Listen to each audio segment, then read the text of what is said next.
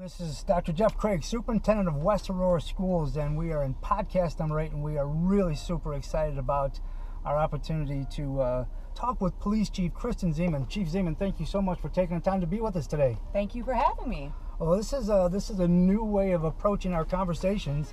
Normally we would sit in our exec council conference room and have a discussion, but we're going to go out and grab some coffee and just have a casual conversation as we drive around some of our schools. Sounds good. I can keep an eye on your driving skills. Absolutely. Make sure you're following, obeying all the laws, the traffic laws. It'd be important not to have a distracted driving ticket. No, not at all.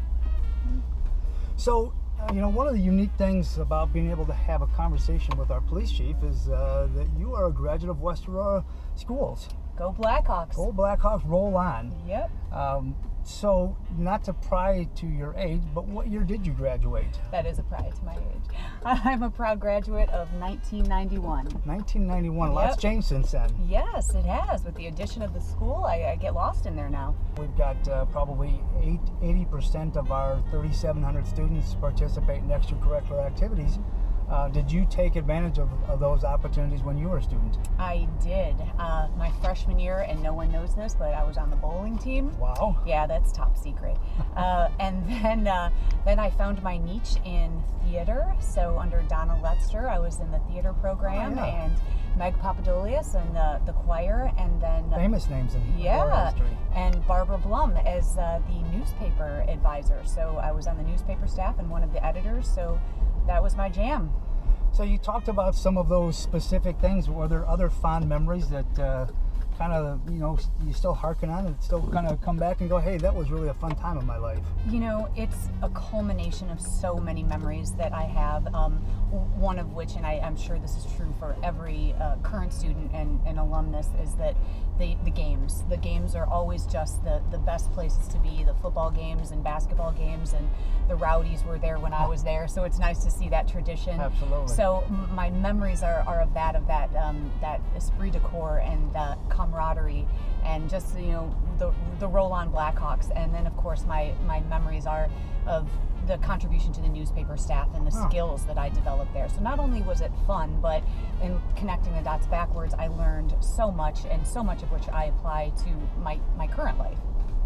Well, that tradition still carries on today. Our Rowdies are still front and center, along with a very large band at a lot of our events. Yeah. So as the chief of police, how do you know and do you think you're making a difference in our community?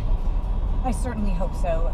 As the chief, as you said, the key to being the chief is, to me, it's about serving those you lead. The boots on the street, we call them, and just like, the teachers in the classroom, those are the ones who are doing the work and who are making the difference. And so for me, the impact I hope to make is to give them the tools they need to perform their job, set the mission and the vision. And for me, that mission and vision is all about community. And that's, interestingly enough, what ties into the school districts, and our relationship in partnership with District 129 is absolutely phenomenal. And there's so much of an overlap in community. So the impact that I hope to make is that the number one is to leave it better than I found it, but is to emphasize that not only do we enforce laws, that's the part of our job that's makes people upset sometimes. Yes. But the other part of our job is to build relationships and to have community engagement. And I hope that I have helped to build trust in the community, because that's where I believe our residents, our citizens, our students, those who have businesses here will work with us because they trust us. And I think trust is paramount. I want to come back to that transition from being the boots on the ground to that leadership role, but I think we have another important task here. One very important task. Yes. And so I want to order some coffee here. And can I ask what? Can we get started for you? Tall non-fat vanilla latte. Tall non-fat vanilla latte. Tall non-fat vanilla latte. And can I have a tall blonde, please? Yes, tall blonde. That'll be a pour over. Is that okay? Yes. Perfect. Anything else? I think that's good. 627. Thank you. Gotta get the non-fat. Working on my six-pack. 27. How are you today? No, I can't complain. How are you guys? Awesome. Hey, do you know who the chief of police is here in Aurora? I don't. You don't? Do you know if it's male or female? Not at all? Would you like to meet the chief of police? Is it you? No? Is it you? Yes. All right, thank you. Thanks. So I became the first female lieutenant in the history of the police department. And I was so uncomfortable with the headline because I got promoted with some great people who also became lieutenants, but the headline was first female. And I thought, oh, you know, it took away from Your merits. Yeah, well, Yes. yeah, and not only that, and some excellent guys too that, you know, that also earned it, you know, and I know I earned it. I'm proud of that, but it just felt like it was such a focus on being a female.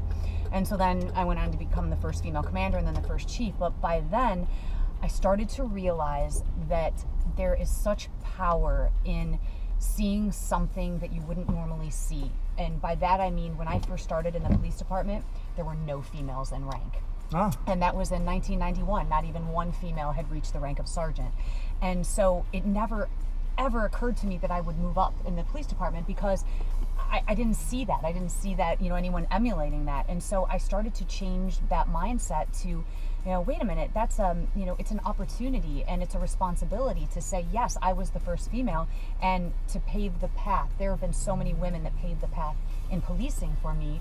So now I understand the importance of being a role model and being able to look at something and say, one day I want to be that. And so my whole paradigm has changed about that. I would say this to any student right now who is listening, is that, or to anyone actually who's looking beyond of what their capabilities are. And I think number one, there are two things that happen. Number one, people always see something in you that you don't see in yourself. True. And the truth is that at West Aurora High School, Barbara Blum was that person for me. It's part of the reason that you know, I had a column in the Beacon for so many years. I started writing because she said, "Wow, you're a good writer. You should join my newspaper staff." Yeah. And the same happened for me at work when a lieutenant said to me, "You should really take the sergeant's test." And you know, I did the whole, "Are you talking to me? Who are you talking to?" And he said, "Yeah, you know, you'd never miss an opportunity to better yourself." And so I changed that mindset from why not me from why me to why not me? You know, I'm going to test for it. And so it was that shift in that self-talk that just said, you can do this, and that's what made me want to move up into the leadership roles. So in 2018, 2019, 20, as we're moving in, Mm-hmm. how would you advise students that are thinking, contemplating going into law enforcement? People call 911 at the worst possible times of their life. They don't call us to, you know, just to come over and have coffee. Yes. Although you can, anybody who wants to have me over for coffee, we will happily. But you know, people call 911 when they need help, and so you have to have conflict in de-escalation skills.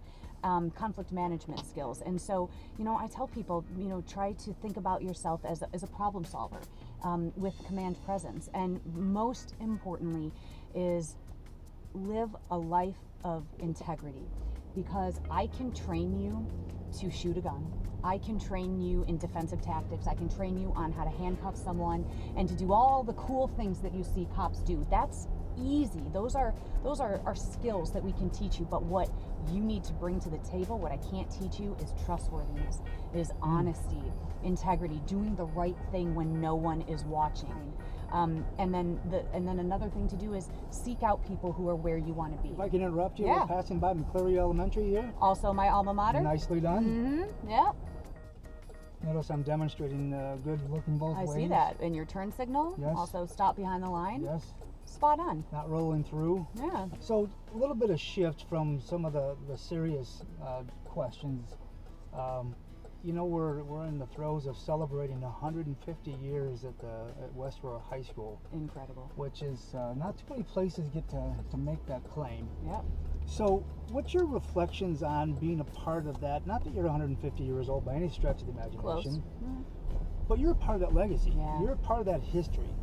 What's some of your reflection on just that whole piece of being a Black Hawk, of the things you talked about, your fond memories and stuff like that? Yeah, it's once a Black Hawk, always a Black Hawk. And I joke with, of course, our mayor is a Tomcat, Yes. and my former chief was a Tomcat, so we have this rivalry going.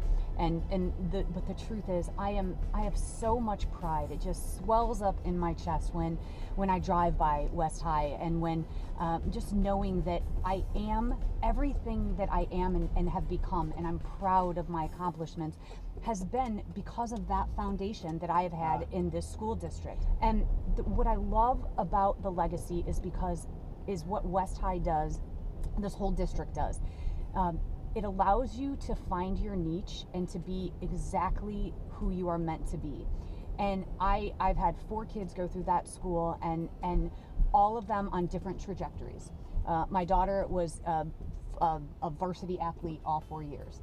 My son is all musical theater, lives and breathes that. And then I have one that's so smart in math, and there's like everything that you are and can be, you can find yourself in the halls of this school. And it allows you, again, to be precisely who you are meant to be and to be exactly who you are. And it's so diverse and belonging, and I can't say enough about being a part of that legacy.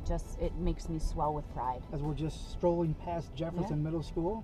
Yep, also my alma mater. Also your alma mater. I don't know, strategically, Go it may have Jayhawks! worked out I know. that way. I feel like you're taking me on a path. Down memory lane. Well, Chief, it has been truly an honor for you to be a part of our podcast. We really value what you bring to the Aurora community and to our West Aurora schools. It's been awesome. Thank you so much. Thank you so Appreciate very it. much. Appreciate it.